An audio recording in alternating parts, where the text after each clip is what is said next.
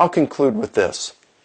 A close relative of the great Muslim apologist Ahmed Deedat told Josh McDowell that on the day before his death, Deedat requested that he bring him a copy of Josh's book, More Than a Carpenter. So, he brought a copy to Deedat, who then read portions of it. Deedat was apparently having second thoughts about Islam and was taking another look at Jesus.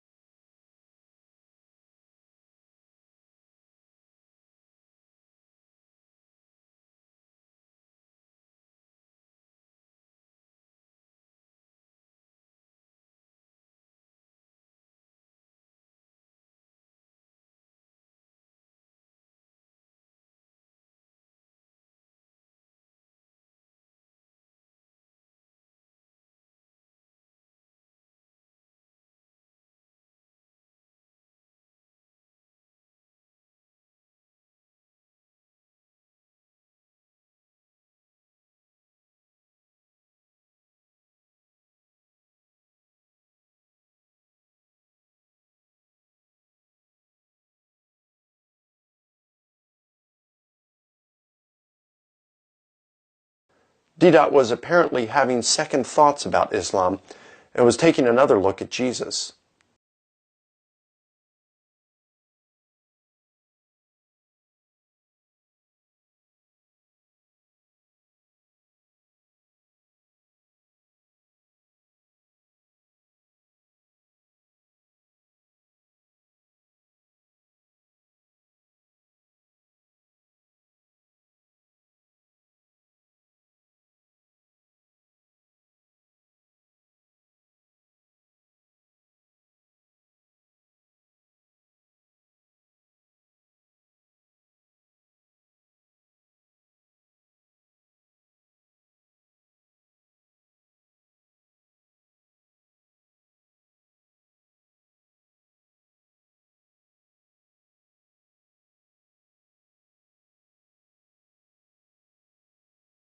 How is Jesus going to return? Is he going to return? Yes, I believe Jesus said he's going to return. How is he going to return? I don't know. Or what I mean, what's it going to look like? When's it going to be? I have no idea. If Jesus didn't know the day or hour, I'm certainly not going to know it. And the earliest Christians, including Paul, at least for a while with Paul, before writing 2 Corinthians, by the time you get to the mid-50s, it appeared that these earliest Christians believed that Jesus was coming back in their lifetime, and by the time you got to the mid-50s, Paul was seeming to come to the realization it was probably not going to be within their lifetimes. But there they were, the words of Jesus still echoing in the air at that point. The people who had actually heard him, most of them still alive, and the way they interpreted Jesus was that he was going to come back within their lifetime. It was that clear to them, and then they changed their minds on it. So if they were confused and they were that close, I just don't know that I'm going to be able to know that kind of stuff. The third criterion is that the book should not have a failed prophecy. Deuteronomy 18:22 says that if a prophet speaks something and it doesn't happen, don't listen to him. In short, that is a false prophet. Now, it turns out that there are passages in both the Old Testament and the New that predict something and then it doesn't happen. For example, Paul, writing in 1 Thessalonians chapter 4, verse 17, speaks of Jesus coming back in Paul's own lifetime, so that he is included among the we who would be taken up into heaven when Jesus returns. And of course, this did not happen. It is a failed prophecy, and on this criterion, the Bible fails. Where did the modern religious right come from, using this kind of persecution language? Wow. Well, I'm neither American nor a specialist in modern America, so I couldn't really say, but the rhetoric is sort of continuous. Part of it's actually in the New Testament. Jesus predicts that Christians will be persecuted. Right. And so Christians say, well, see, Jesus told us that we would be. What's interesting is that when you look at the specifics of those passages, a very different picture emerges.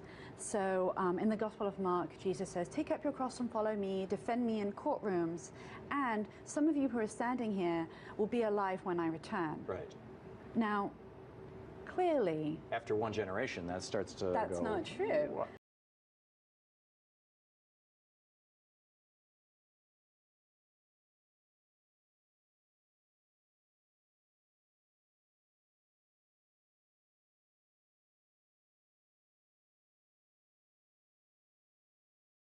We know that the doctrine of the Trinity took a couple of hundred years to develop.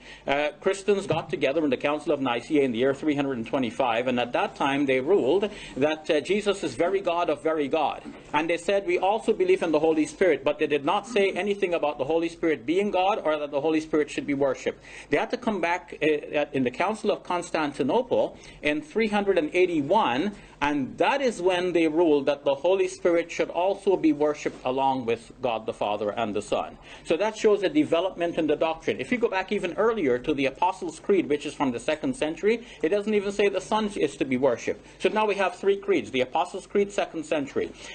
Council of Nicaea, early 4th century. Council of Constantinople, late 4th century. So if you see the development, only one God here. Apostles' Creed, 2nd century. Only the Father is God. Second of these we have in the Council of Nicaea, for early 4th century. Now the Son is also God. Now we have two. Later in that century, Constantinople, now the Holy Spirit is also God. Now we have three. So it goes from 1 to 2 to 3. It goes from Unitarian to Binitarian to Trinitarian.